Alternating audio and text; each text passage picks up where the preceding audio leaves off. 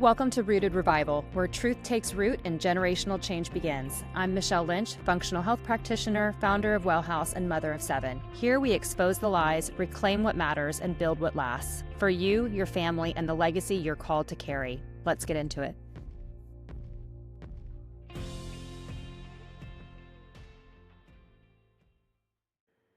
Hey guys, welcome back. In today's episode, I am sitting down with Roxanne Golkar, founder of Meet the Source.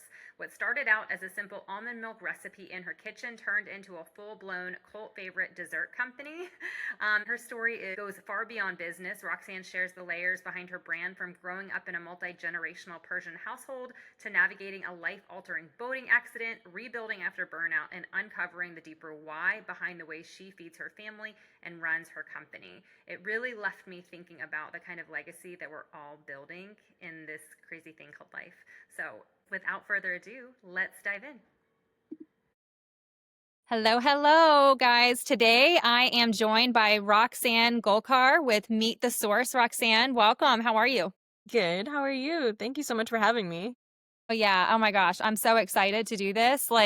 I've been having so much fun chatting with all of these amazing brands that are doing amazing things, and you're no exception. So I'm super excited to dive in. What I usually do on the front end is ask a little bit about, everyone wants to, I feel like in so many podcasts, people hear okay, tell us the story of how Meet the Source began. I don't really want to start there. I actually like hearing about people's lives and the things that they've encountered and how their life shaped them. And that gives us a lot of context into how you became you and how your brand got started. So we'll get into how Meet the Source got started a little bit later, but tell me about your life, who you are, where you were born, your childhood, if you loved it, just give us some insight into who you are. Yeah. So gosh, I'm excited to talk about that, I guess. A loaded question. So I was born in Santa Ana, California. So locally to where I am now. I'm currently living in Costa Mesa, with my husband and my daughter. So growing up, I had a very great childhood. I grew up in a It's just me. It was just me, my mom, my dad, and then my grandma lived with us. Okay. Slowly throughout that time, I was at one point I was living with myself, my aunt, my cousins, my uncle, his 2 kids. So there was a lot of us. There was 5 kids growing up. So it was kind of nice because I have a half brother. But at the time I was an only child. So it was kind of nice growing up it felt like I had 4 siblings with me. So that's kind of how I grew up, and it was awesome. Because they always would come They, over, or they they actually, you lived all with lived us. together? Yeah, we lived all together. So it was, Like aunts and uncles too? yeah, yep, for a Okay. good chunk of time. And that was in California. Yes, that was in California in our Okay. house. That's a typical thing in other countries where families live together like that. Is your family from other areas where that kind of is like a tradition where people live that way? Um, we're Persian. I don't know that. I actually don't I know that much about if it's like that for my parents. I don't know that everyone necessarily lives together, if that's a cultural thing. I know when parents get older, they move in with their children. So my grandma living with us, that kind of makes sense. But Yeah. I don't know if Yeah. it's so much of a normal thing to have had my aunt and uncle with us and both the kids on both sides. So yeah. Yeah. That is really cool. That's really special. I mean, especially if it's something that you look back on and are fond of with good memories. Sometimes I think that everyone has their own lived experiences, sometimes, really positive. I'm like you. I had the most amazing childhood, and I feel bad for people that don't, that have trauma or issues, but I had a great childhood, and it's nice to hear that you had that kind of unique living scenario, but really enjoyed your childhood. So sorry, I interrupted. So you grew up with all these cousins and stuff. Yeah, it was wonderful because it was all of us kids. I feel like I grew up feeling like I had younger siblings. We did all of the normal, I would tell them funny stories. They would believe me, or tell them fake stories, like there's witches in the closet or something. And they all believed me because they were younger than me. So I have from what I hear from friends, who have had siblings, was the same. And we're still very close to this day. I consider them like sisters. So it Amazing. was kind of nice. So that's kind of how I grew up. And then both my parents, my mom always had a corporate job. And then but she always did something on the side for herself, so she kind of always had her own business and then worked. And then my dad has had his own company since as long as I can remember.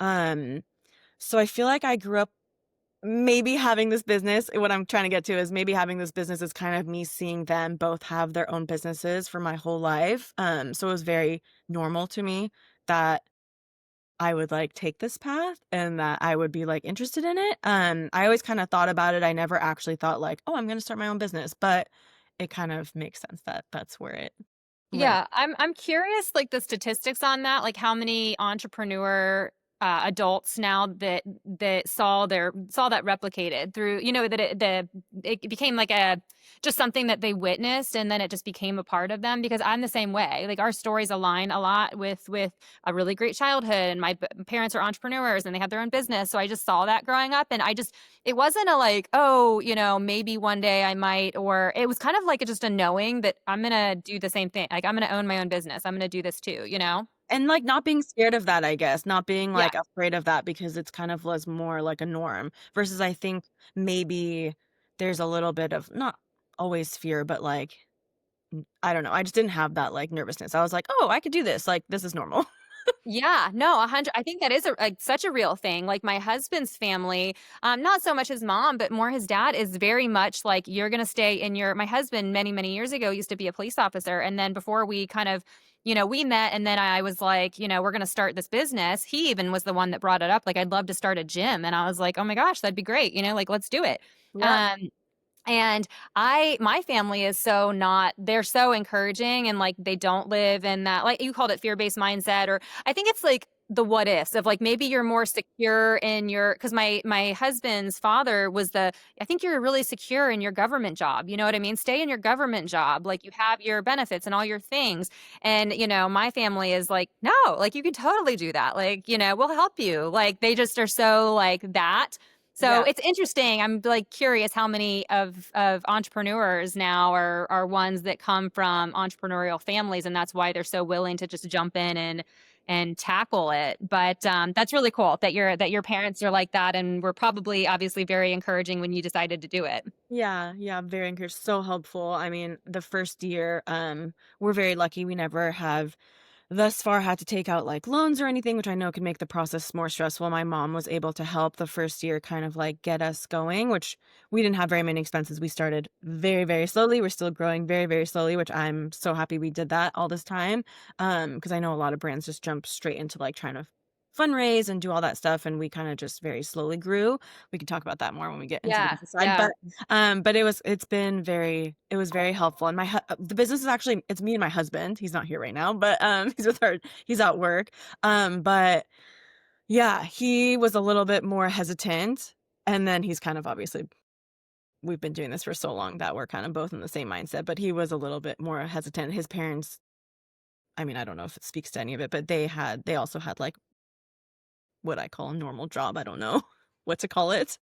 Like a normal corporate job. Yeah, like a normal corporate job. I mean, his dad is in radio, so I guess it's a little bit different, but and his mom is a stay-at-home mom, because there's 3 of them, so she raised them, which was awesome, but yeah, he's a little bit more on the conservative side where, like, he's like, "Should we have something more stable? All of our eggs aren't in one basket," which I get, like, especially now that we have our daughter, we're kinda like, "Ooh, we really gotta make this work," but How did you meet him? I know you may have been getting ready to get into that, but you had the childhood, saw your family and the way that Mhm. they had their own job, like their own, like I say jobs, but like their own like entrepreneurial spirit themselves. And then did you meet your husband young, or did you meet him like later on? I met him when I was 21, like towards the end of being 21. I was about to turn 22, so young. We met through we actually had a lot of mutual friends all through high school and college, and we just didn't ever meet each other. We joke now that like perhaps we were in the same place at the same time before and we just didn't Hmm. meet each other. But we met through friends, through the same like college, high school friends, a few years after into college. Yeah, Okay. Very cool. And did you stay, did, maybe you already said, did you stay in locally. California for college? Yeah, I went to Cal State Long Beach. My husband also went to Cal State Long Beach. Yeah, but I've been local my whole life. So, Okay. Yeah. Okay, very cool. So like rewind again. I wanted to know if you met him younger or older, but like rewind again. What did your teen years into your early 20s look like? Um, I would say relatively normal. I was kind of lucky in that I wanna say through, like I'll go a little bit before teen years, I guess, but, like, or maybe this is teen years, but middle school, I had, like, a group of friends. There was, I think, 5 of us total. We kinda just hung out all together. I don't even remember how we all met. It must have been in, like, classes, but, it was kinda nice because I know that there's can be a lot of, like, bullying and stuff going on around that age, and I think because we just had each other. We hung out in the mornings, we hung out during breaks, we hung out for lunch, and then we kinda all went home and we hung out together. We just kinda had our own little group and no one really bothered us. We were, like, not popular by any means, so I think maybe that helped. We kinda just were in the middle Yeah, yeah. and moving along in life, and we stayed friends. We actually still we lost a lot of, like, touch. I think some of them are still in really close communication, especially some of them in the group were, like, neighbors at one point, but we do on and off, we'll, like, text each other pictures from, like, way back when. Like, I just found some recent pictures of us all in middle school, and I, like, texted our little group chat, the photos, and I was like, "Oh my gosh, look at us." So yeah, so that was that, and then I went into high school. I actually went to a high school that I was not zoned for because all my friends, that whole group was going to this high school. And then after the first year, like jokes on me, we like used this fake address and everything to kind of get in there. And they all like moved or switched schools. And I was like the only one I think left, I'm pretty sure in the high school Oh after no. the first year, which was fine. I had other friends. Yeah. I, this is so funny. Everyone's like, you were in choir, but I was in choir all of high school. That was really, like, a great atmosphere just because everyone in the choir was very, like, close. Our teacher was really close to us. Um, it was a big group and, like, it was kind of like a safe place always. Like, people hung out there in the mornings before classes, in between classes. He kind of our teacher made it very, like, open and welcoming. So we kind of people just hung out in there and we all knew each other. So I feel like I had a pretty good I feel like I was lucky. I wasn't bullied. I, like, got through middle school and high school relatively unscathed. I mean, there were, like, situations that were difficult, obviously, with, like, friends and fighting and, like, petty things, but, like, looking back, it was not a traumatic experience for me like it Yeah. for other people, so I feel very lucky and blessed that that was the case. Yeah. Was your school, like middle school, high school, was it really small or was it private or was it public? It was public, but it Okay. was small. It wasn't middle school was just small because of our community was like I grew up in I was born in Santa Ana, but I grew up in Mission Viejo since I was like 3, which like no one knows about unless they actually live here, but it's not like a huge at least at the time it wasn't like a huge community. They were still building it out. Like I remember the end of my street, we were the last house and there were no other houses and now there's like a whole community past us and above us into the hills. So I think it was just timing and then our high school at the time when we started was relatively new. So I think now it's a lot bigger, but when I Yeah. went, I don't remember the class size, but it was smaller. It was on the smaller side for sure. Yeah, for me, I went to a private school, and so it was smaller, obviously, than probably most middle school and high schools. I was in, well, in high school, I ended up moving up to Virginia, but in the middle school, I was in Florida, and I mean, high school, middle school, and high school both. I was bullied very, very much so, like very heavily. Like would call my mom crying, being like, "I don't want to be here. Can you like come get me?" In middle school, I'll say I mean, even though I was bullied, I was lucky because it's like I had a friend, like one friend that was like my best friend, and we were inseparable, and that was great. But I feel for kids that go through that. And, I feel like for me, it's like, a parenting thing. Like parents need to really take responsibility of teaching their children like how to treat others.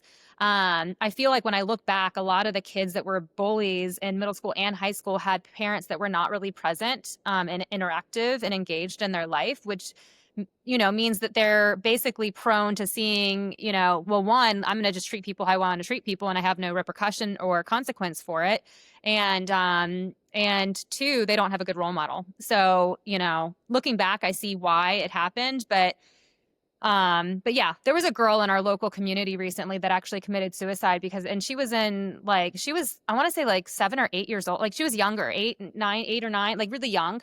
And she committed suicide. And I'm thinking to myself, everyone's like, talking about the bullying with the kids and the consequences that the kids need to have for bullying. And I'm like, yes, but it really comes down to a parent thing. Like the parents need to be actively involved. It shouldn't be the school's job necessarily. They can be involved, I guess, but like it shouldn't be their sole job and responsibility to be parenting the children and having consequences for bullying. It really wouldn't occur as much if parents were more involved. Yeah, if it was like at home. Yeah, no, I 100% agree with that.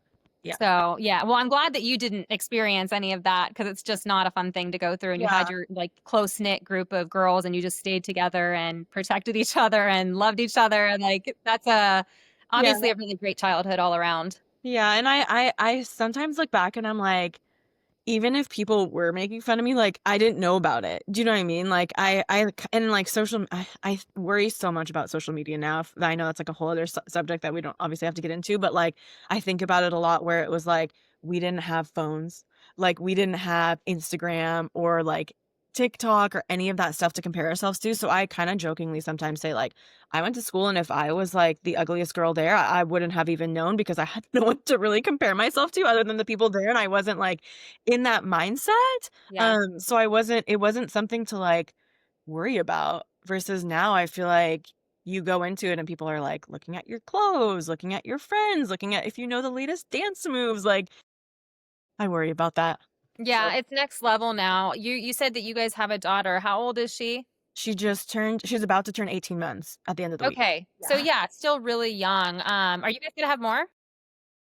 I would like to have more. I think we want to have two. That's kind of I mean, she was kind of like a miracle baby, I say, because we thought that we weren't going to be able to get pregnant or that I'd have to go through like a lot of stuff to be able to get pregnant. And the pregnancy was a very happy surprise.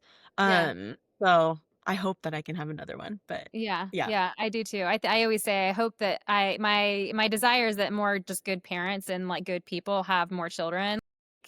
I think that's good. But yeah, so yours is still a little too on the young side, but like I see kids that are like 5, 6, 7 that that have their iPhones. And I'm like, my kids won't and don't. And, I have them, they range from, a year old. My youngest will be a year old tomorrow. And then my oldest is 17. And my 17-year-old didn't have a phone until the last year. And she only had it for work purposes. So yeah, I am not about that phone. Like I think it's such a dangerous game for young children and plays such a role in a more negative thing than positive thing for sure. Especially at that age. I agree. That's my hope. That's encouraging that you were able to do that until recently. That makes me feel You good. Well, you don't have you still have the lashback. Like I remember my daughter in middle school and everyone was getting their phone. She was like, "Can I get a phone? Can I?" And she harassed me a lot about it. Like, everyone else does. Can I? And she'd come up with all these excuses as to why she needed it. And you just have to stand firm. It's like one of those things, like you're either going to be someone who's willing to cave and bend and say like it's just going to be more convenient to do it this way and not have to deal with her constantly asking and not, you know what I mean? So you have to get really creative and like one other things that you can give them and reward them and like because all the parents were giving the kids the phones as like birthday presents or Christmas presents. So how do you top that when your kid is like at Christmas break like, oh my gosh, everyone got a phone, and Yes. you're a Yeah. parent that didn't. You have to get creative with what you give them and what you do. And also, I think being really transparent with my daughter on why we were doing it that way and just telling her from the get go, it's a really dangerous game. I know it seems like something you really want, but as you get older, you'll learn to appreciate it. And sure enough, my daughter now says, I'm so grateful that you didn't give me that phone. Oh, that's Um, beautiful. so it pays off. You just have to be the parent that's like persistent, more Yeah. persistent than your persistent children, and be like, this is what it is. It's the decision we're going with, and it's for your best interest. But yeah, so okay, so you had the obviously a very amazing childhood, and then went to college, and that's where you met your husband. Yes, I met my husband. I didn't meet him in college, but we just met through mutual friends. We were out at rest. I think we were out at dinner. It's actually a kind of a cute story, so I guess I can kind of get into it. So we have one of my childhood friends. I grew up with her. I've been friends with her since we were like 7 years old, 6 or 7 years old. they also we used to come over and get babysat in the summers when their parents were at work. So there was a lot of us kids all the time. I feel like growing So up fun. was nice. Yeah. And so one of the girls, she had a friend. So it was the three of us girls, and the one of them was into this guy. Like she had met him, she was interested in him. They wanted to go on a date together, but they were like nervous to go on their own. So she actually invited myself and my friend from childhood and to go with her on this like date, quote unquote. Mhm. And then he also brought my now husband as his like friend to come with him. So we kind of as a Okay. group of five went, and then that's how we met. And it kind of went from there. But anyways, that was it was How like a old kind were of a you then? cute 21. Yeah. And then when did you guys really start to connect where you were like, "Oh, we're dating or we're serious about this?" Probably, I wanna say, like, 8, 9 months in, we can Yeah, oh, that wasn't bad. I was thinking like years later is No, when you no, no, guys were no. like, "Okay." No, it was like 8 or 9 months in.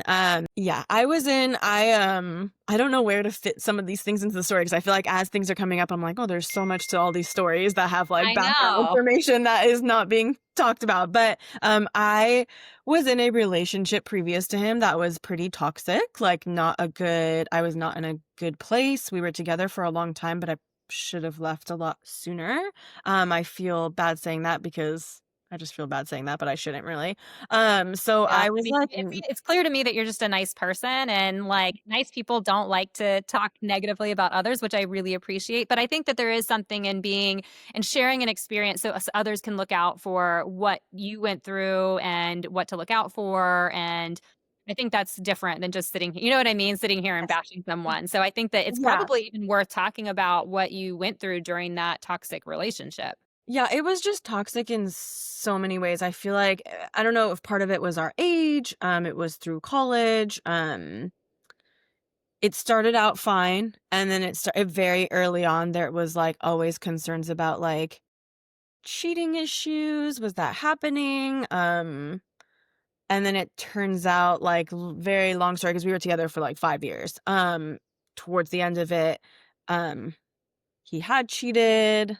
That broke a lot of trust, obviously. There was a lot of, like, outbursts of, like, anger, where it was a little bit scary to be a part of. And I stayed, I think, because I loved his family. I loved his mom, his dad, his sisters, his brother. We were all very close.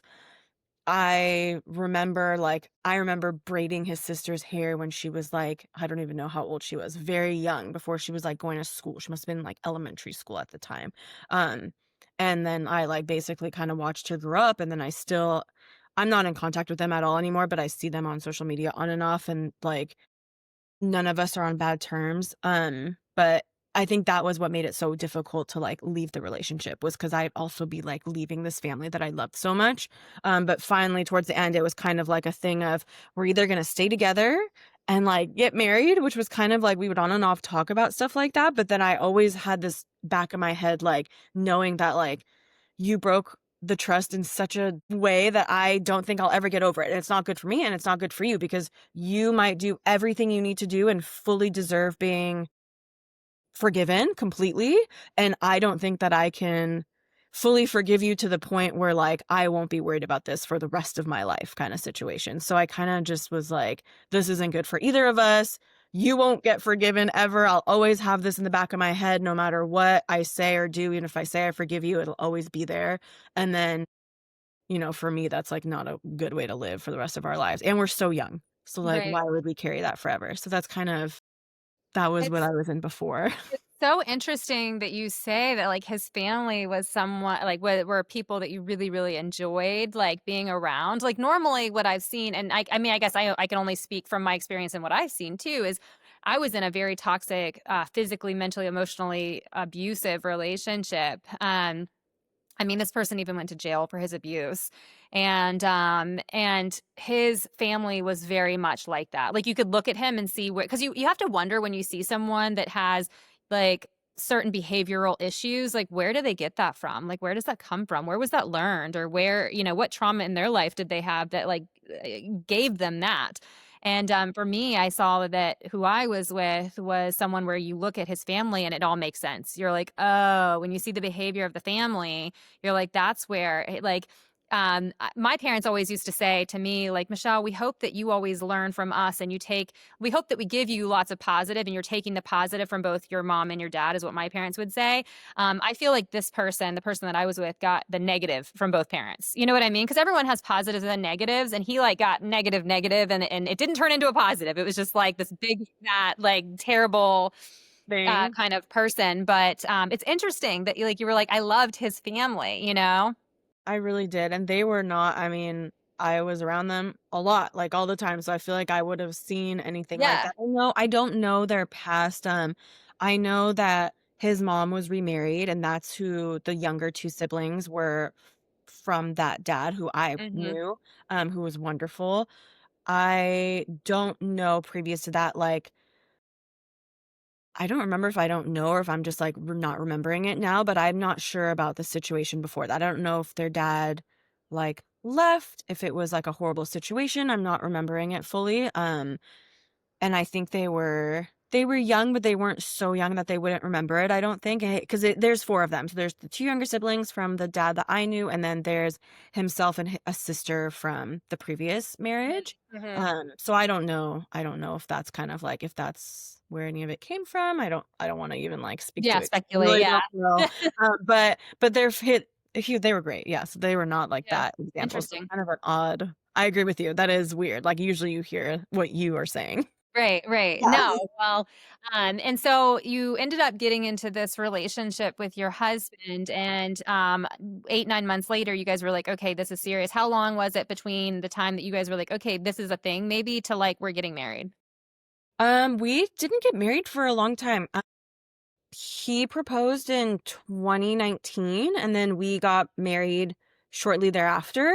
So we were, I think I was 28, when we actually got married. We joke. I joke. I'm like, we should have gone married so much sooner because we always knew. I think we both were always like, we're marrying each other. Like this is it. Yeah, you're But my we person. just didn't actually like move forward with it. But I want to say 8 to 9 months.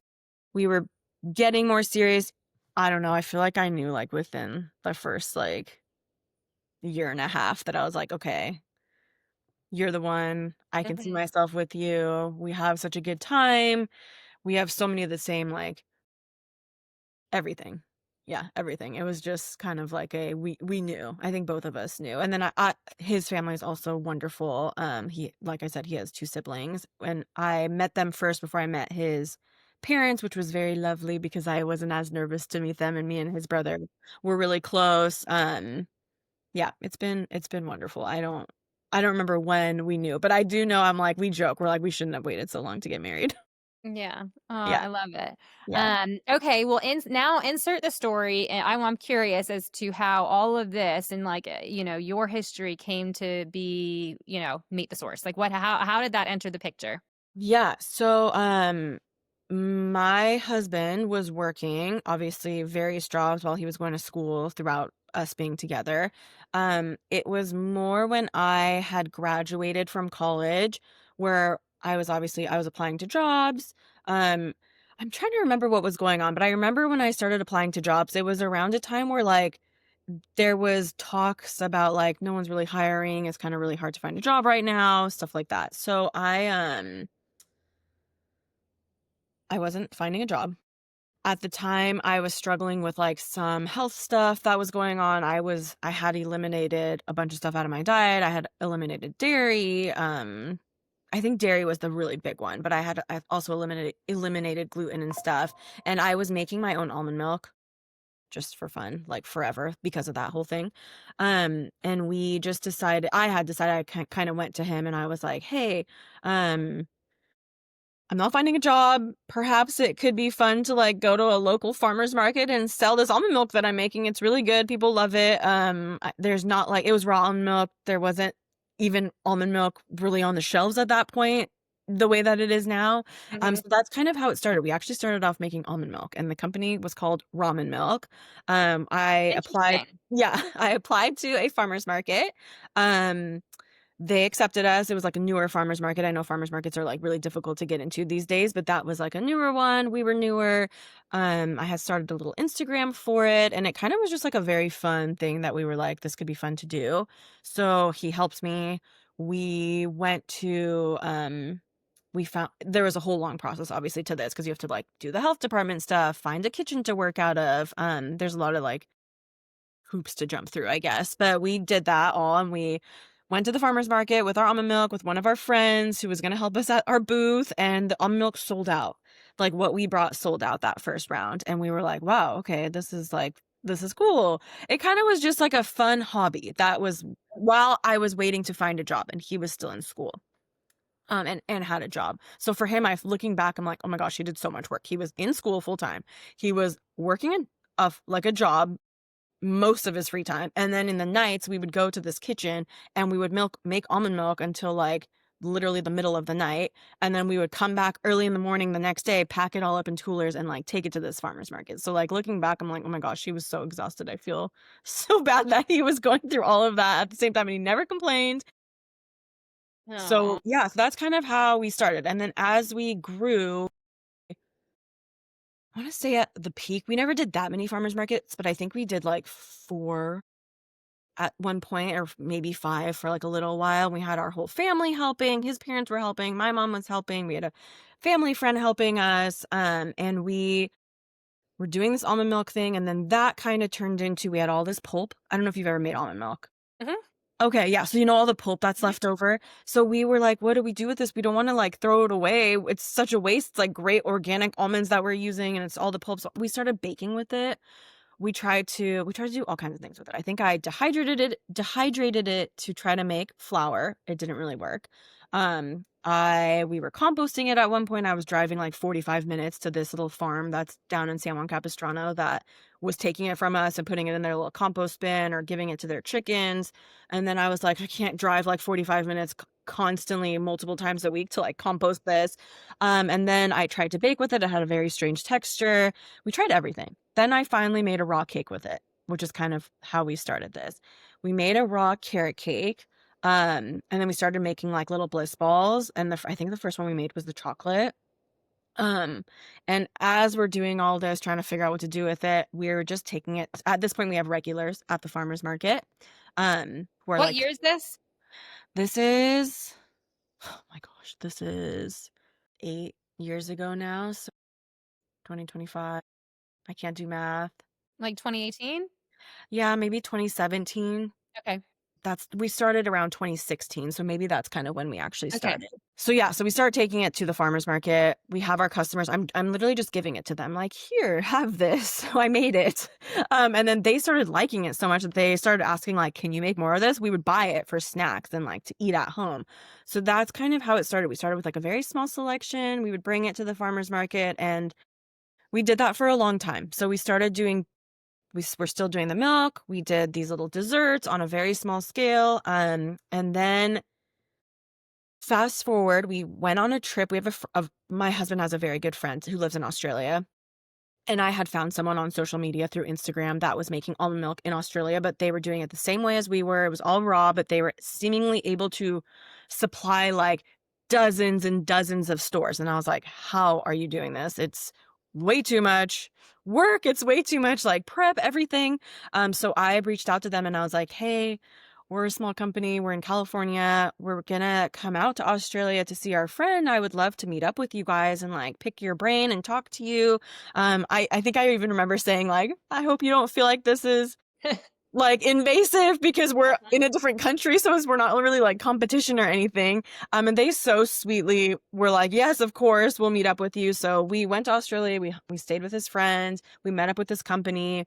And what they told us was basically that their entire lives revolved around this company. That they woke up making almond milk, made almond milk all day, put all their life savings into making the almond milk. They were delivering it all the time, constantly. There was no machine that made it. And me and my husband's name is Bradley. I just remember being on the plane ride home and us looking at each other and being like, this can't be like what we do. Because of them saying, like, their whole life and Because their invested whole life. everything. Yeah, it was just they literally said it, this is like a 24/7 operation, like, and it's a 24/7 stress. They looked stressed. Like, they were really Yeah. happy guys and really, like, sweet, but I could tell that this was, like, too much, like, they had had enough kinda thing, like, they were themselves nearing the end of what they were doing, and we really didn't wanna make that jump into pasteurizing the milk because for us, it was, like, the whole point of it was it being raw. Mhm. There was no I don't know how it is in other states, but I know in California you can't, like, we were never gonna be able to grow this business. So we kind of on that plane ride we're like, "Okay, maybe we should put our focus more on the desserts because 'cause they're growing, so many people are interested in them. Maybe we put more of our focus on that and we kinda slow this down." So we actually changed the almond milk model into more of like a subscription model where we knew the people that like you would have to sign up with us. We will bring your milk to the farmer's market. You can pick it up every week, but we know what we're making. We're not just Right. making a whole bunch of milk.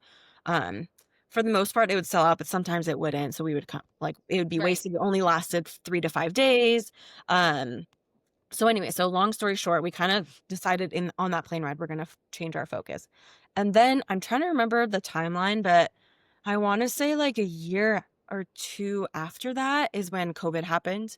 So then everything obviously closed. Our farmers market closed. We were still doing the almond milk on a subscription basis, but we had a lot less customers for it that way. So we kind of over that year of 2020 decided we're going to not do this almond milk anymore, especially because our raw dessert company is really like taking off. And it's something that we can scale and grow. And we would like to do that. So that's kind of how Meet the Source came to be. It was kind of like I don't know if I want to call it an accident, but it wasn't ever something that we went into deciding that we were going to do that. I've loved baking my whole life. On and off, I've always talked about like being a kid, like, I want to have a bakery. Like, that would be so fun. It was never like a reality sort of thing, and it was never a raw dessert business. But I loved baking. So it's funny that we kind of ended up in like a bakery-esque Yeah, love it. place. Yeah. Are you ever wanting to have, like, a brick and mortar bakery, or are you like, "No, I'm staying away from that?" I think we're staying away from that. That was more my husband has worked in like cafes and stuff, and I think he just was like, it is a very big, it's just a very big undertaking. And I think we just decided we would like to go like the direct to consumer on our website route and then try to do this wholesale and get into like grocery stores. And the long-term goal would be to like obviously be in more places across the US, um, versus going into the like retail model. I Okay. mean, sometimes I think about, like, that would be so fun to have, like, a cute little shop. I feel Yeah. like it'd be fun, but there is so much that goes into it, and in California, it's a little bit I don't wanna say more of a headache necessarily, but it's just there's a lot of, like, insurance, there's a lot of stuff the health department requires. I mean, we have to go through a lot of stuff because we are like, we have to go through the state and do all kinds of stuff for our own facility, but it's not as intense as having a retail spot where, like, customers are coming in, like, outside customers are coming in. So I think in the season that we're in and, like, what we've taken on and with our daughter, I think it's definitely something that, like, even if we thought about it before, it's kind of, like, not something that we're gonna do. How much have you guys grown from, we'll just say, like, I mean, I'd be curious to know growth of like the not the almond milk part because obviously it became what it is now, but like when you were like, okay, we're gonna do the bliss balls, I guess is what it started with. Like how did you guys grow? Were there any was it more like up, up, up all the way through to where we are now? Or was it like up until COVID and then it dipped around? Like what does your growth looked like over the years? So the almond milk, we were doing so much of it. I think we were making almond milk. I mean, for me, it was so much of it, but I know someone else listening to this is like, wow, that's not really that much. But we were making almond milk 3 or 4 times a week. We were doing the farmers markets, and then we were also supplying. I think we were supplying 4 different like coffee shops with the almond milk as well. Um, so we were making it quite often, and then it wasn't actually COVID that kinda slowed us down. I think it was a combination of that conversation and us switching to subscription that like dropped some of the people off that were purchasing from us just randomly from the farmers market because we no longer had like random extra bottles to sell. And then there was actually another company that started, and I'm blanking on their name.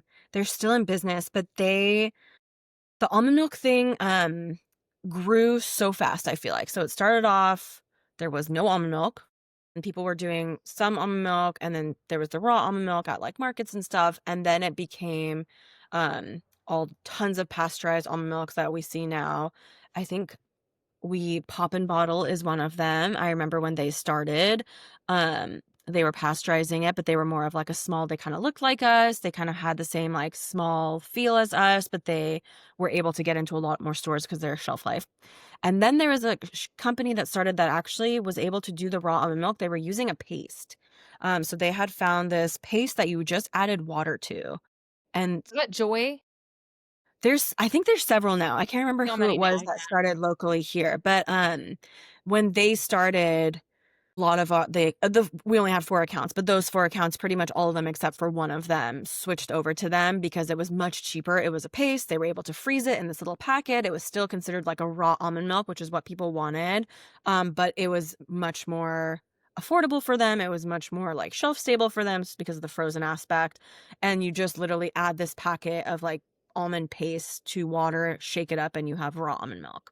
So that Mhm. kind of also slowed us down. So we had quite a dip, and I feel so lucky that we had already started this raw dessert business because that Mhm. kind of was taking off as almond milk was kind of just dropping off for us completely. So had we not already had this, we would have just like gone out of business and probably been on completely different paths now.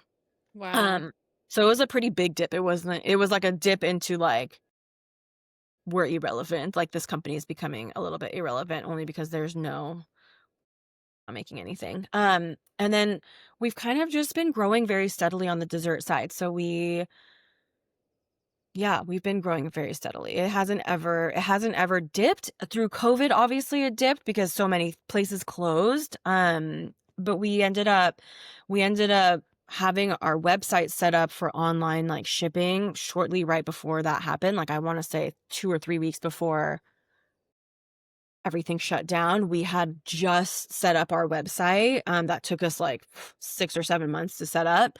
And so we were able to kind of use that and keep growing because people were ordering online and we were able to ship. We were able to keep working through that just because we were in food. So all the food places were considered, can't remember what they called it now, like a necessary business or something. So we were able to keep growing our little team. We had a really small team. We got so close through that whole time because we just only saw each other all day long and we kind of were in charge of like, we were kind of we talked about it. We're like, we're in charge of protecting each other. So like, don't do anything crazy because we're not like, we were in the place that we were renting was so hot in the summer. Oh my gosh. It would be like 90 degrees in this little building that we were renting out. So we were like sweating in there together. We like couldn't really wear the masks in there together because it was just like not possible to breathe with them on. So we kind of just were like, hey, well, this is our little crew, or we're family, and this is it.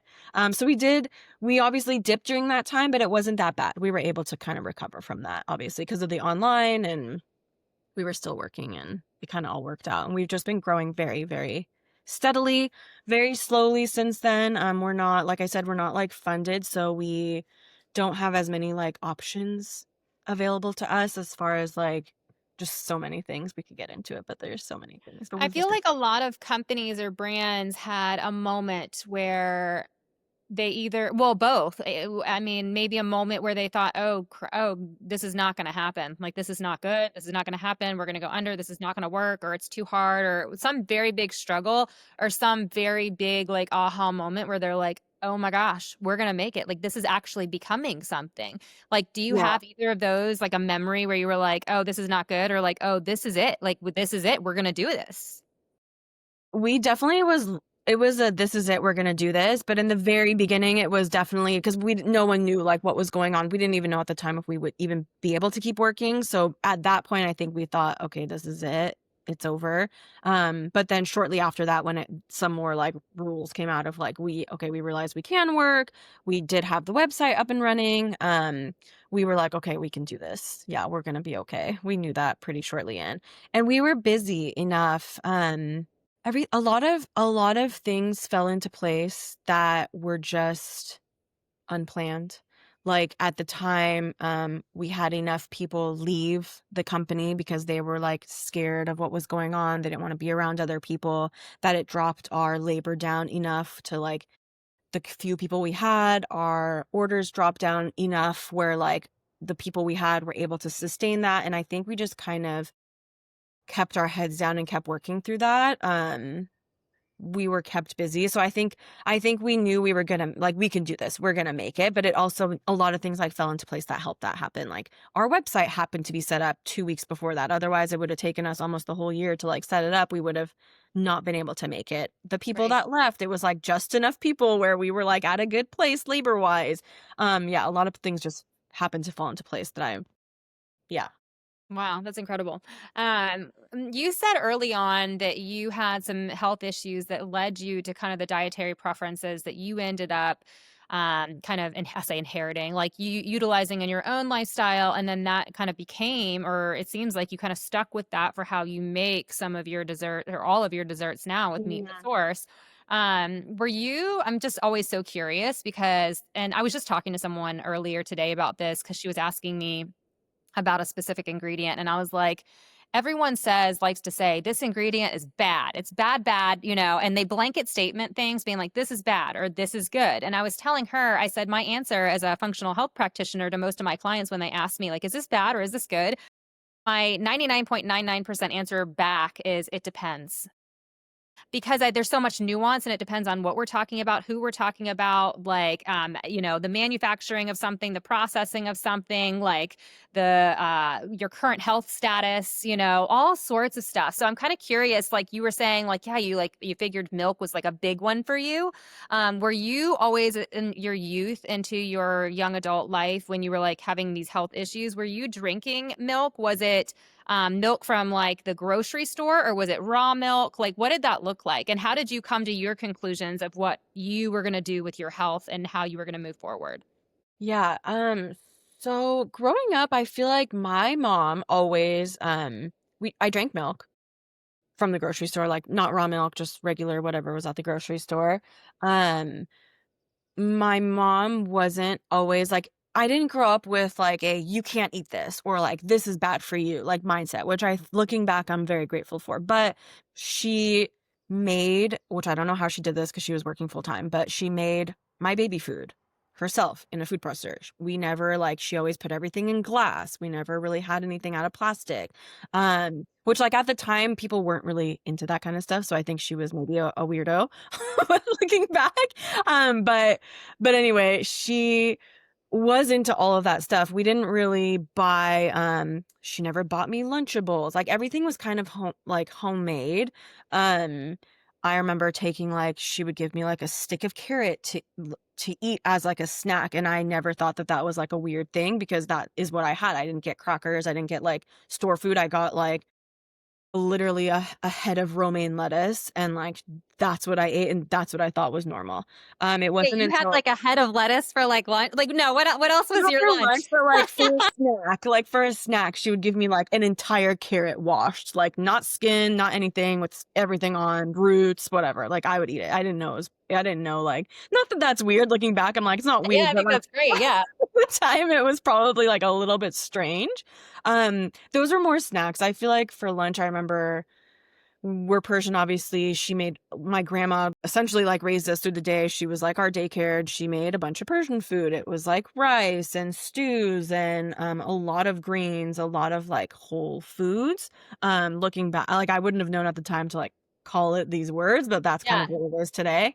So that's kind of what I would take for lunch and like food. And I do remember in middle school, even my friends who I was very close to would be like, no one wanted to trade lunch with me. Like, what are you eating? I had like one thing that she'd make is this, it's like a bunch of greens, like cilantro, parsley, whatever she could find. Honestly, sometimes I joke that she was like mowing the lawn and adding it in there. And she'd like mix it with egg and fry it in a pan. So it became like this little, I guess like a frittata, but it wasn't really a frittata because it was like mostly greens. The egg was just kind of binding all of them together. So like things like that is what I would take for like food. And people would think that I'm nuts. And I remember begging for Lunchables. I remember begging in the store, like, please, I just want, like, this is what I want. And I would like maybe get it maybe once every 3 months to have. I'm the same way as a parent now. I mean, I think a lot of other parents are like that now, Mhm. but my kids will always like beg me for Lunchables, like other kids. And I get so frustrated because I'll send my kids at the beginning of the year, it always starts out a lot better where I try really hard doing all these things. But like midway through the year or like beginning midway through the year, I'll notice that they'll come home and they've bartered. So like their lunchbox has like Twizzler wrappers and like gummy wrappers and Lunchable like, wrapper. And I'm like, what happened? I didn't send you to school with this. And they'll trade. And I don't know how they do it because it's like you said, most kids, like when they're eating that kind of food, want that food. They don't want to trade for healthier food. So I'm like, how did you do this? How did you like bamboozle your friends into eating like the thing that they probably don't like to get the unhealthy item? Like, how is it that you do this? Um, you were really lucky that you grew up where your mom sent you to school having those kinds of school items because most of the kids our age, like growing up in the, late 80s, early 90s, it was like Yeah. not good. Processed was that when everything was really starting to get processed and you had like I had Gushers and Oreos and My the dreams, I Lunchables remember. Yeah. yeah, Yeah. like the Dunkaroos, and I'm just like, like how did Yeah. I make it? I don't know if it was so much that I know my mom cared about like the health aspect of it. And it's funny because this is something me and my husband have in common is that his mom was the same way with all the same stuff. So I feel like they just went about it a little bit differently, but like the main part of it was the same. And I don't know if it's that my mom just didn't like, I don't think that because my mom was not born here. She was born in Iran. So, and then she moved around a lot. Like her whole life story is pretty crazy, but she got here, I think around like college. So I don't know if she also just didn't know that that is like what people put in the lunches because she wasn't like raised here. You know what I mean? So I don't Mhm. know if it was kind of just I think it was a combination of both of those things. Like, I think she obviously wasn't putting things in glass. She was obviously making my own, like, my baby food for me, like, grinding it up herself and cooking it herself. Yeah. But at the same time, I think maybe she didn't know that, like, I remember people would get bullied. It just happens that I had this group of friends and, like, it wasn't, they would just, like, laugh at me, but it wasn't, like, anything like, oh my Right, gosh, they were mean-spirited. just joking around kind of thing. Yeah. But I know people would get made fun of stuff like that. So I'm, like, grateful that that didn't happen. Um, but yeah, I don't remember where I was going with that. But anyway, Well, it was that you were eating that way when you were younger, and that's how your mom fed you, and I was kinda thinking, like, when did the health symptoms pop up? Why do you think they popped yes. up? And then why did you decide that your diet was gonna be what it is? Okay, so, I'm trying to remember. I don't know if this was a big trigger for it. So I, in college, when I was 19, was in a very, very bad boating accident. I was out with a friend and their family, on a lake in Northern California. It was the last day that we were gonna be leaving that day, and we happened to go out on the water, and, it was with her whole, like, family and family friends and stuff, and I was, like, there with them. We were on the back of an inner tube. They were taking the boat and, like, you know how you go, I don't know that much about boating. I'm like, we're not from a boating family, but they were whipping us around on these tubes. Yeah. They got too close to their friend's boat, so and it was me and my friend were both on this inner tube, but we were on our stomachs, and my entire right side ended up slamming very high speed into the other boat, and I don't remember anything, so I'm, like, kinda glad I don't remember ever anything, but I remember knowing, like, I'm gonna hit this boat, and then I very briefly have, like, one memory of being in the water and saying, like, "Don't touch me," because I was in pain. And then from there, I remember nothing. We were helicoptered out. We went to the hospital up there. My aunt and my uncle happened to be here visiting, and they all drove up because there was no flight that was going to get them up there fast enough for me. So my mom drove, thankfully, with them.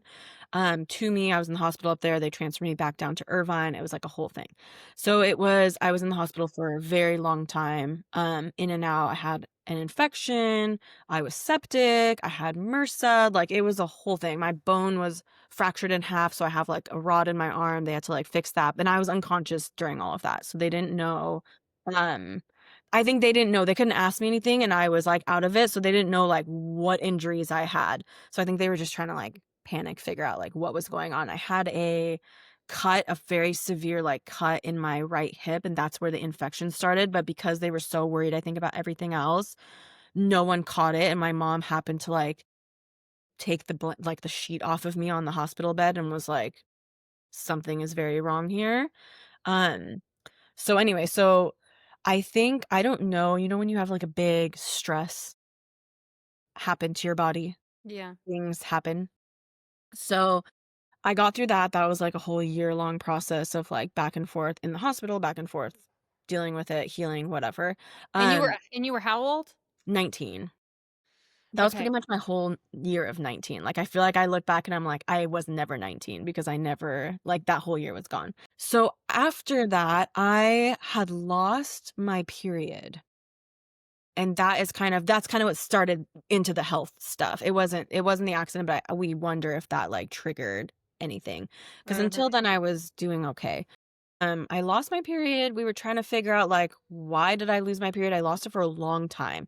And I was eventually, through a whole bunch of doctor's appointments and stuff, I was just diagnosed with PCOS. Mhm. Um, hey mama, I'll be right out. um, yeah, I was diagnosed with PCOS, so that kind of was fine. Like, a lot of people have PCOS, especially nowadays. I feel like so many people have PCOS. But at the time, I think it was just starting to get diagnosed. And we were doing everything to try to get my period back, and nothing was working. I remember I was on birth control for a very short amount of time to try to get it back. One, it didn't work, and two, I happen to be like the 3% rare cases of people that cannot take birth control. I didn't know until then because it raises your triglycerides like sky high. Like, I should have been like 400 pounds for my triglycerides to be where they were. And one doctor, I think they got diagnosed me with so many things. And then finally I saw one doctor and she was like, let's take you off birth control. It's very rare, but sometimes people react this way. I think they told me all kinds of, like, they thought I had Cushing's disease. Like, they thought all kinds of like horrible things that I had, and it just turned out that I was allergic to the birth control or like this was my reaction to the birth control. So thank God for that one doctor who told us that, because immediately she had me come off of it. And within like 2 weeks, it was completely back to normal. So I learned then that I can't take birth control, which I'm kind of happy about now looking I back. was gonna say that was a blessing in disguise there, Ex yeah. Yeah, exactly. So, I still wasn't getting it. They were concerned. My mom, I think, was really concerned that, like, you can get uterine cancer, obviously, from the lining building up so much. We were so worried about it. We finally found we changed so many things about my diet. That's kind of when we changed. And I think around that time, I think now things are turning around, but at the time, every time something was wrong, it was remove dairy, remove gluten, remove, whatever, refined sugar, everything, like remove everything. So that's kind of what I did. And alongside that, she had found this acupuncturist, who is doing acupuncture out of her house very far away in St. Gabriel. It's about a 2-hour drive. But she had heard like wonderful things about her. And I went to her every single day. My mom would leave work, pick me up from school. We would drive in a lot of traffic for 2 hours, St. Gabriel, to this lady's house every single day for Wow. acupuncture. So I was doing that, and I changed a lot of lifestyle, like a lot of diet things. And after, I want to say, like 7 months, I was completely regular. I was getting my period. Not only was I getting my period, I was getting it on the same day, every single month, for the same amount of days. Like, it was like, wow, it really made a huge difference. So now, ever since then, like, I remember both of us going into this very skeptical. Like, we'd never done acupuncture. We'd never heard about acupuncture. And we kind of both were like, what are these needles going to do? Literally nothing. Um, and Meaning then your mom? Me and my mom, yeah, and then it turned into, wow, like, it really must have done something because I changed my diet, but I didn't change it so drastically at the time, like, I just cut out I wasn't even having that much dairy anyway, but I had cut it out anyways. Um, Anyways, I've slowly reintroduced pretty much everything back since then because 'cause it's been obviously some time since then, but, that is kind of what started that health journey, and I had reintroduced everything back because it didn't seem to be making any difference, but I had, um, not reintroduced the dairy for a long time, so that's why I was still making the almond milk for myself. Mm. Um, yeah. Anyways, that's kind of how it all You came to decided be. with Meet the Oral, you tell us, because I Mhm. know how I obviously know all the Meet the Source ingredients and obviously know how high quality everything is, but tell us how you decided. Was it because you were already making the almond milk and then you started experimenting with the almond stuff first that led to almonds and some of those things being bases to your like the dates and like all how did you end up formulating your products to be what they are today, I guess? It was kinda stuff that we were eating, so I didn't wanna put I wanted to make stuff that was, like, available that well, first of all, it was we were experimenting in our kitchen, so, like, that's what we had in there. It was a lot of, like, whole food ingredients at the time. Um, I only had, like, nut butters and, like, maple syrup and, like, stuff like that to mess with. I knew that I wanted to, make it accessible to, like, as many people as possible, so that's kind of where the vegan part came into play because you don't have to be vegan, obviously, to, like, eat those foods, but then they would be included in being able to consume everything, and, we had a lot of customers that were vegetarian, vegan at the time, so it kinda was based on a lot of different things, Mhm. um, but at the time, we just grew up that way, I guess. I don't even know, like, I feel like my mom made all the food. My grandma used all of the ingredients from the grocery store. We weren't really buying anything processed anyway, and then same with my husband's family was exactly the same way. He happened to grow up that way. His mom was making, something very similar to our almond peanut butter ball. She kinda was making these little snack bites for them to eat, in lieu of, like, buying protein bars and, like, whatever from the grocery store, and I think she really loves being in the kitchen, like, cooking things. So that's kind of how we decided to do it that way, I guess. It was just, like, second nature. It wasn't, like, anything that we thought of that, like, "Oh, we should do." I guess the only thought that came in was our customers, I knew a lot of them were vegan and or vegetarian because of the almond milk aspect of it. But there wasn't very much, I guess, like, thought. It was just, "This is normal, like, we eat this is a whole food." And then I knew, like, for health purposes, just because of everything I had gone through myself, changing my diet, I had seen how much of a difference all of that stuff had made. We just were like, "This is what we wanna do." We wanna have something that, like, we would feel good feeding our own families. That's what we wanna make, and we don't wanna stray from that. That's why we with the almond milk, it's kind of why it fell off because we could have so many times gone the route of pasteurizing that, but we were like, "It gets rid of all the nutrition." So and we don't wanna do that. The whole reason we started this was for that reason. Yeah. We are not going to, for the sake of, like, money or scaling or growing, change the actual recipe, change the nourishment that comes from having it this way. We would rather just, like, close altogether than go that route. I've had a lot, and I mean a lot of different bars, whether protein or not. I've had a lot of different like seed bars, nut butter bars, like protein bars, balls, like you name it, I've had Yeah. it. Mostly because I'm a mom of 7 and like my kids require like some sort of little snack. And yes, like I mean, in a perfect world, they'd eat everything I wanted them to eat, and it would be fruits, meats, veggies, and that's about it, you know, like some Yeah. healthy starches. But like there are times, and I'm not gonna lie, where we live in this go-go world, and if we're on a road trip or we're on a, you know, like, you know, going on a hike or whatever, I mean, if they don't want like the clean jerky that I bring, I will bring some other things. So yes, I'm a mom that has tried some of these healthiest versions of you know, packaged as healthy as you can get for packaged snacks, you know. Yeah. And yours is definitely hands down at the very top of my list for like the best tasting like treats.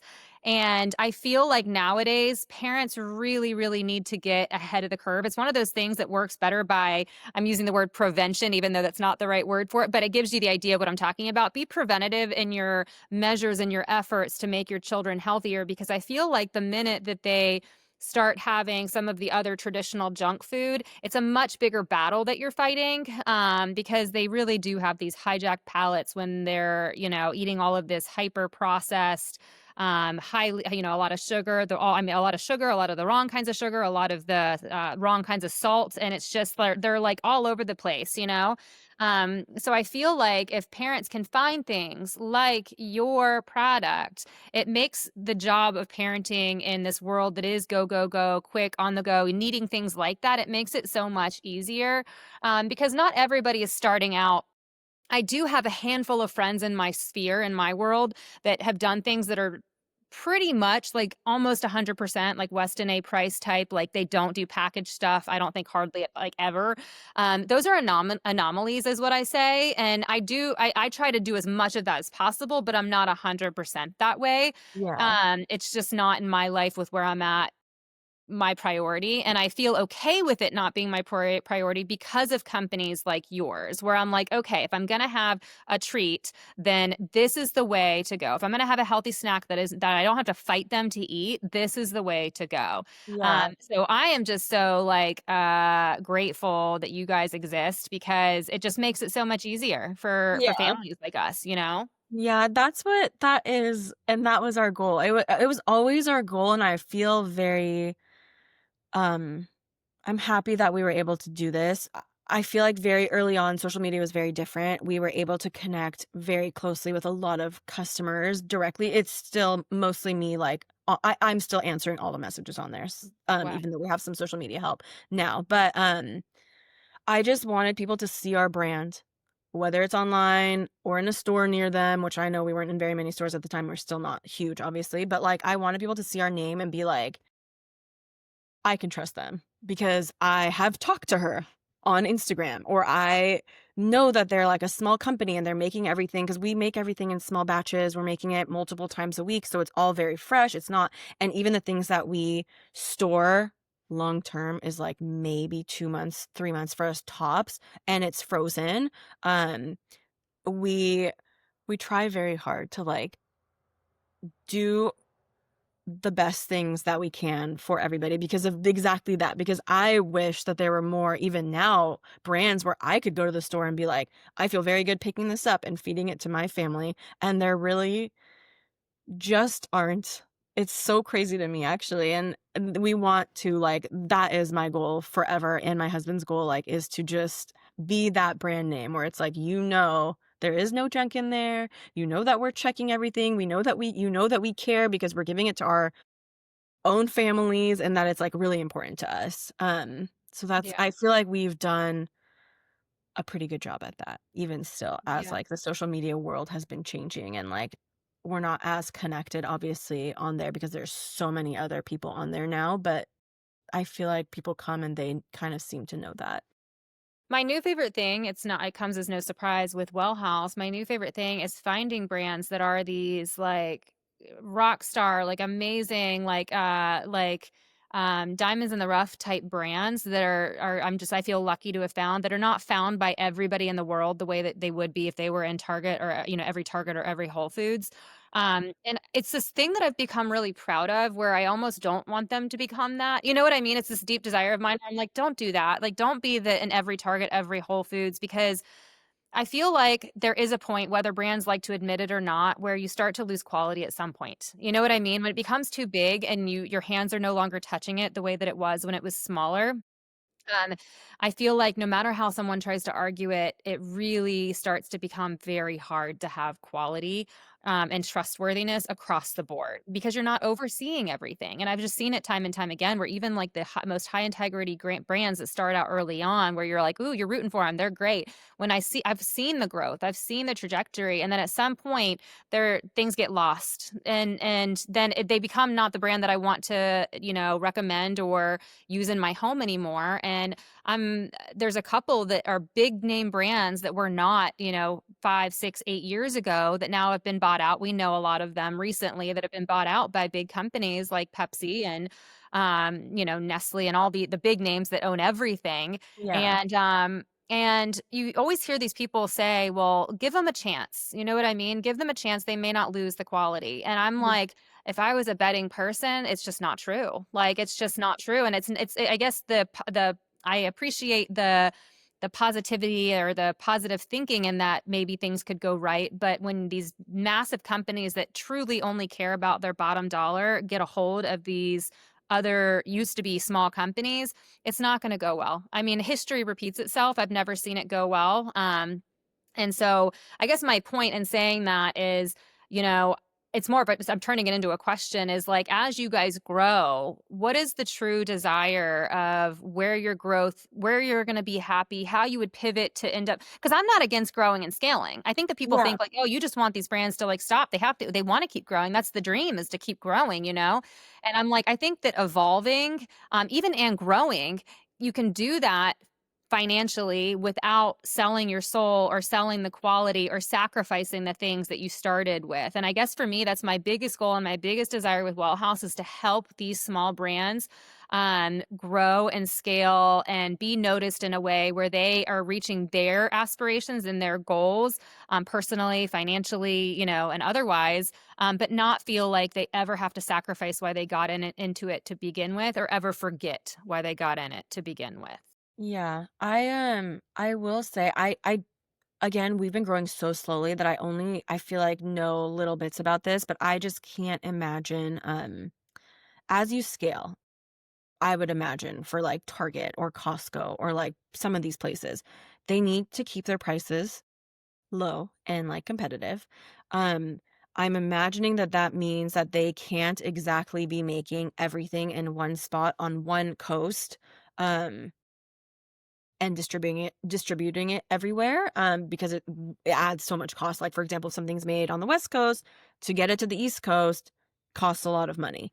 Um, so I know that they have different hubs where they, like, have their stuff being made. So I was gonna say, I feel like the only way you'd be able to stay on top of it is someone would have to be there. Like if someone's making your stuff, you need to be ordering your own ingredients, which is a thing that people do. Like you can drop ship your ingredients that you order from your suppliers to these places for them to make it. And then you would almost want to have someone every time at the run, keeping an eye on it, going through their machines and like being made and being packaged. I don't, maybe there are some brands that do that. I have no idea. But I personally, I'm like, I don't know how we would do that. I mean, there's 2 of us, there's me and my husband. If we ever got to that point where, like, we would have to split and go to 2 different, manufacturers that are making I mean, we manufacture our own stuff right now, so we're not even in that world, but, like, when I've looked into that kind of stuff, I feel like that's what you need to do, and some of these places, I don't know if they even I mean, I would assume if you're humongous and you're like Siete, for example, like, they will let you come in, but some of these places don't want you in there for whatever reason, for insurance purposes, whether it's because, it doesn't necessarily have to be anything like evil, but, or like negative, but they can't have you in there or they don't necessarily want you in there for whatever reason. So it does make it hard. So I wonder about that a lot. Our goal, I think, for us, like obviously we want to grow. The reasons for that are just because we would like to have our stuff accessible to more people. I feel like we have a lot of people, our shipping is so expensive online. As I'm sure you know if you've looked, we can't afford to like eat the shipping costs, so we have to charge them to the customers, and they can get very expensive. So it can take our like say $30 product to like $50 because of shipping for the same amount of stuff. So it does deter people. So I do wish that we could have a bigger account where like we could be in more spots, but it's not so big. Like I don't think it's ever been our desire to be like everywhere. Like we want to be very selective with the stores that we're in. I don't think that we'd want to necessarily be in like Costco's and Target and like all these places where it really does make it very difficult to keep an eye on what's going on. And they expect your product to be so much cheaper and it's just not a reality, at least until you're really enormous and you have a ton of buying power, which I just don't even know. I can't even imagine that right now, I guess, looking at that. But it would be our goal, I think, to answer your question is we want to grow. Like, it would be nice to be in like a Whole Foods or a Sprouts nationwide eventually. Um, because I feel like that's something that we can still have our hands in. It's not so enormous from my understanding at this point. I could be totally wrong that like we wouldn't still be able to have a good amount of oversight on it. Um, but we definitely would want to be selective. I feel like those are the stores that people are willing to spend a little bit more money in just because the other brands that are there are also like around the same price. If we were to be in Costco, there's I think no way that we would be able to keep our organic. I think a lot of brands that go to Costco, you've probably noticed this obviously, they have an non-organic version at Costco, and it's because they have to. They can't keep the prices low enough using organic. Do you know what I mean? And that's just not something we'd be willing to sacrifice or do as a company. I know I don't know the girl who owns this company at all. I've never talked to her, but she was like a big inspiration always. Like I feel like if you look her up, their brand is Deliciously Ella. I don't know if you've heard of it. She had a blog, she had I've some heard health of it. issues. I feel like they I don't know how big they are, but they seem pretty big to me. They're based out of the UK. But they seem pretty big and they manufacture their own things. The quality is very important to them, and she's been able to keep this whole thing in her family. I think at one point it sounds like they had investors and then it wasn't going well. She wasn't happy with things and she worked hard enough to like buy back her company from them because she didn't agree, I'm sure, with some of the decisions that like they were making to try to make things cheaper and like whatever. Um, so now it's back in their hands, and I feel like they are a role model in a lot of ways of like it's possible, you can grow, you can be in a lot of places and like keep your integrity. But it's very hard. She's the only one that I know off Yeah. the top of my head that has been able to do that, and that it's important enough for her to do that, and I'm sure it costs them more to do that, but it's like you make that decision early on, like, "This is my line, and I will not cross it." Do you know what I mean? Yeah. So Yeah. For me, like my dream is to see people be as successful as because if I gave someone an option and said you could be as financially successful and get into as many hands within we'll just say like you're in the West Coast, within the West Coast, if I knew that that was a possibility, that financially you were just as better off, it was in just as many hands, basically saturating your market more on the one coast or spread out, you know what I mean? And do that. My choice and my desire is for people to want to be closer knit within their communities. Call it California, call it West Coast, call it whatever, right? For me right now with Well House, it's US. Because I figured if I could get people to really start to narrow down and target like where they're shopping from and let it be US based brands and companies, I think like my point in saying this is that it's never enough. I feel like, and we'll use Amazon as an example. Like you have these companies that may start out small within their little area and then they grow and they grow and then they become the US and then they're like, let's go global. It puts the consumer, I don't think it's really good for the consumer's health to begin with, but like it puts this consumer in this state where nowadays everyone expects like I'm going to have this overnight shipping, I'm going to have things fast, I'm going to get it from wherever I want, however I want it, whoever I want it from. yeah. And people are just so disconnected, like so disconnected. And for me, I guess my desire and all of that being said, it stems from I want people to start knowing who we are again, start recognizing that we're meant to be in community. We're not meant to, feel so disconnected from our food and from our neighbors, and from ourselves the way that we are nowadays. And I feel like my desire, my whole point was like saying that was circling back around to the beginning statement of like, I wish that I could have it where people could have the goals of growth and scale the way that they see it and they envision it in their head, but know that they could accomplish that I say smaller scale, but that's, you know what I mean by that. I Yeah. mean like Yeah. at a smaller, they could accomplish that. Does that make sense? Yes. Like No, I that say totally smaller does. scale, and then people are like, Yeah. "What do you mean? You just said like they could have all that," and I'm Yeah, like, "That's no, what I I mean. They could have understand, it, yeah. but at a smaller scale." Yes. And I think it's better. I think it's better for the community. I think it's better for their health. I think because I think people should be starting to focus on eating more locally, more seasonally, and not just from a health perspective, but also knowing people. Like it's like you said, like, and I'm using you because you're in the U.S. and that's like what I told you. I'm starting in the U.S., but the goal is to have well house hubs and have these franchises all over where people in your area of California are showing all of the best brands and restaurants and farms and places that are doing things right, exceptionally high integrity, people that you can trust. And that's that's who I want to buy from. You know what I mean? And it's not to say Yeah. I would never be like, oh, I'm never buying Roxanne's products because I only buy things in Virginia in my area. That's not true. I would want to support people that I really loved in other areas, but my 90% of what I do and what I buy should be in my area. And if you had 90% of people in your area buying your product, it would Yeah, change everything. Like it would. Yeah. that would be massive. And I just wish Yeah. people could understand they could have the same level of success.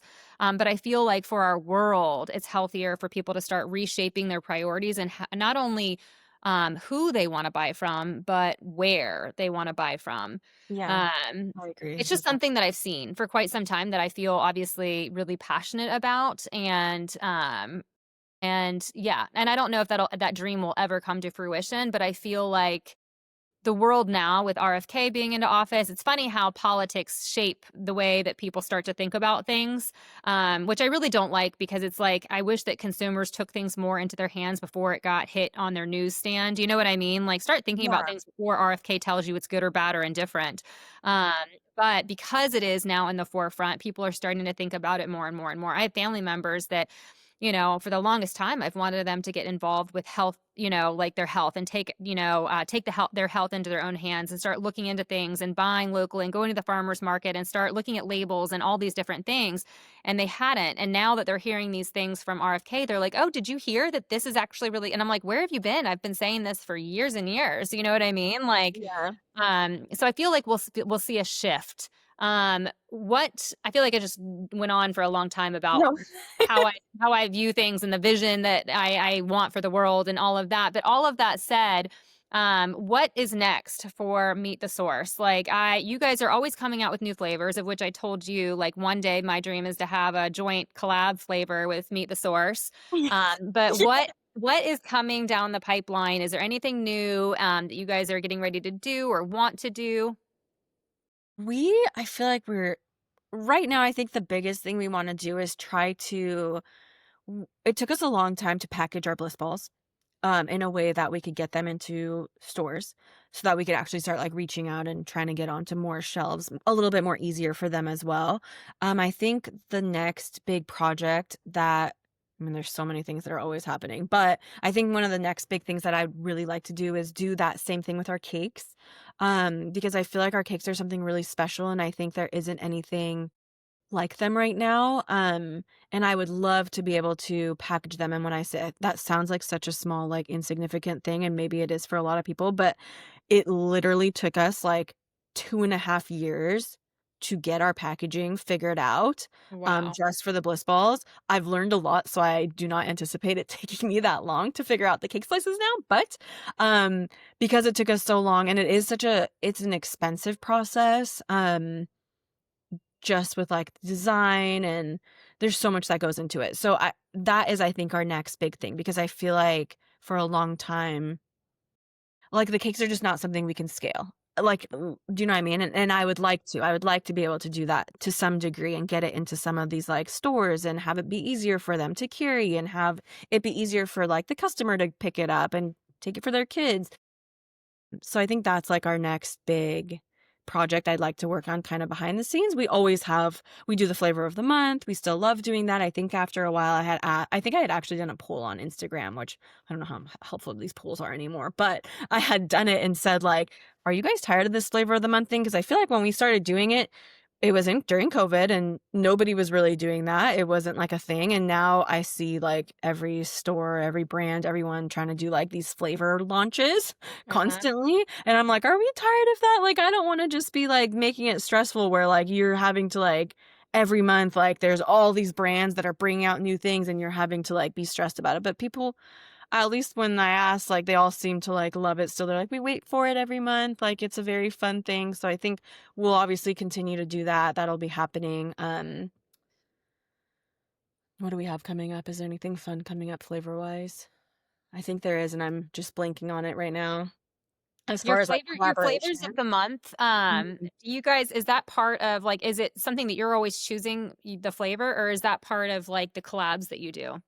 It both. Sometimes Okay. we have collabs that we're doing, and then we'll kinda come together, and if it's something that they make on their own, for example, like, they're known for, like, their lemon cake or their coffee drinks or something, then we'll do something like a play off of that, but a lot of times it's just based on, like, us playing around in the kitchen, like, "This sounds really good, we wanna, like, remake it," or something, do you know what I mean? Or, like, in the summer, Mhm. we'll do, like, a s'mores or something and then try to do it more healthified. There are, I have to say, it's been hard, like, there are on and off times where we're refined sugar free, but, like, for me to make a marshmallow that is going to not melt in the bliss ball, we have to get, like, sugar involved, so we try to make it when we do things like that, like I said, I want people to be able to trust us, so I always put, like, a big disclaimer, "Hey, this is, like, the 1-month flavor, this one does have cane sugar in it, just to be aware, so you're not, like, surprised by it after ordering it and thinking, like, it doesn't have refined sugar," so we try to be very, like, very open and honest about stuff like that when we do it,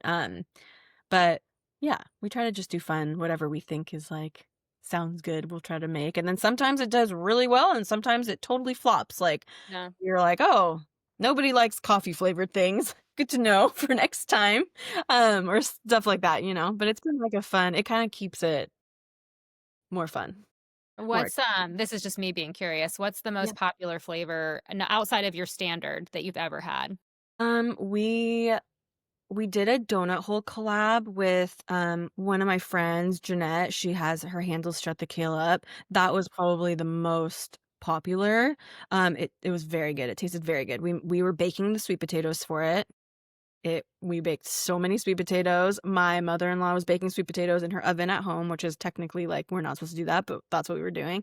Um, and we had our niece was involved in, like, peeling them, putting them into buckets. It was like a whole thing, but it was very good. And I wanna say that one, and we did a cookies and cream ball, and those are probably the top 2 most popular. I wanna say like, it's always the flavors that are, like, nostalgic flavors, like, our cookie dough is our most popular.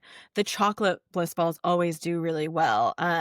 Anything on, like, a donut take obviously did really well, versus, like, when we try to do, like, a strawberry matcha, it's, like, not do you know what I mean? Like, it's not, like, a Interesting. nostalgic flavor, which has been interesting to figure out. I feel like we're, like, it's very, like, the most basic things that people really, like, take to.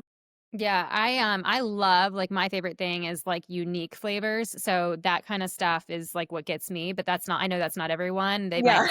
like you called it nostalgic flavor, like childhood, like typical like type Mhm. flavor might be really good, but my favorite is obviously is I put one of my favorites in the box is the pistachio Mhm. marzipan one. That's like it's just so good. And I've had a good amount. I think I want to say almost all of yours, and that one is definitely one of my favorites. And that one was a surprise for us because I did not think it was gonna do well, but then it's become quickly like, that is tied on wholesale level with the stores, like, that's tied with cookie dough, which I'm Yeah, like, I'm I'm not glad, surprised. it's so good, but we almost didn't make that flavor because Oh, we I bet thought, you like, sad. no one's gonna want that, and now Yeah, it's, like, very popular.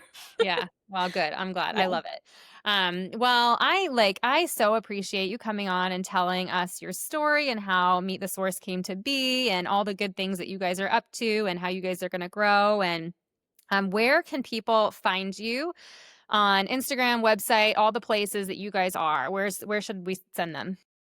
So all of our socials are just at Meet the Source. Our website's meetthesource.com. And then we have a little search on our website. So like you could type in your zip code and if you want to find our products in a store, you could easily just use that and it'll pop up all the shops that are nearby you that carry us.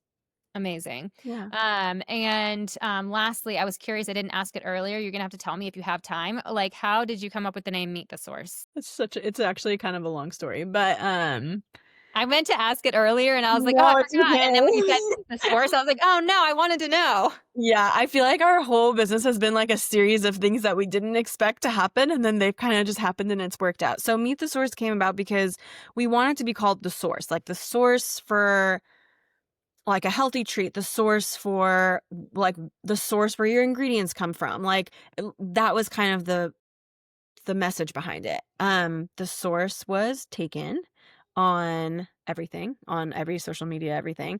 So then I was like, we could say meet us, like meet us, meet the source. So for the longest time, our packaging, everything said the source, and just our handle was like meet us. That didn't work. Everyone called us Meet the Source. Nobody even knew us as the source. We had our packaging, like people would bypass us because they didn't realize that that was us by saying the source. So then we kind of just ended up putting Meet the Source on there, and that's how it came to be. So interesting. Previous to that, we were called the Unbakery. That was like the name we really wanted. And maybe this worked out better because it opened some more doors to us to be able to like expand our product line versus just having it be on the Unbakery like long term. But the Unbakery was also, we were called the Unbakery for a while, and then I realized it was trademarked before anyone told me anything. So I was like, okay, let's try to figure this out. This woman in Oregon had the trademark. She was not using it. She still is not using it. We actually, me and a friend flew to Oregon to her store to talk to her, to beg her, please, can we have this name? And she said no. So then we started for different names. Yeah. And But it's still not being used. she was in business though, right? Using it? She's in business using a different name, but she's trademarked a bunch of names. Like there's a lot of things that she has that she just trademarked. I think people do this. I didn't realize people do this, but people just trademark names because they can then sell it to somebody like as a business. So she just happens to have the Unbakery trademark, but it's not like in use. Her store is a different name. So interesting. Like Yeah. I've looked a lot into trademark stuff recently over the Yeah. last couple of years, and from my understanding, like if they're not utilizing it, you can actually get petition to have it like removed. Probably. I think this was early on. Like she must have only just recently, and you're allowed to like keep upkeeping it for some time. I mean, this was around when we started. So this was like 7 years ago now. So since Yeah. then, like we wouldn't go back. But Not even, yeah, it doesn't even matter yeah, right now. but Yeah. but I think like at the time that wasn't possible because I remember I had done everything. I was like, what can I do to get this name? Well, it worked Nothing. out in your Yeah, favor. it It worked sounds like out. Meet the Source is where it's at, Yeah. and we're all glad it exists. Yeah. So, well, good. Okay, so we have the website, they have the social, Meet the Source. Roxanne, thanks for coming on and chatting with us today. And I'm so excited for people get to experience my personal favorite and the strawberries flavor in the Well House Summer Box. It's getting ready to ship out in the next week. So Yay. Oh, I'm yeah. so excited. We're so excited to be in the box, and I'm very grateful to have met you, connected with you, and thank you for Oh, having me on. good. Of course. No, you guys, I always tell the brands, it's like, not me. Like, you guys are making this happen. Like, this is why I'm even doing it. It's you. So no, I appreciate you. Thanks so much. And we'll talk to you next time. Yep. Thank you. All right. Bye bye. Bye.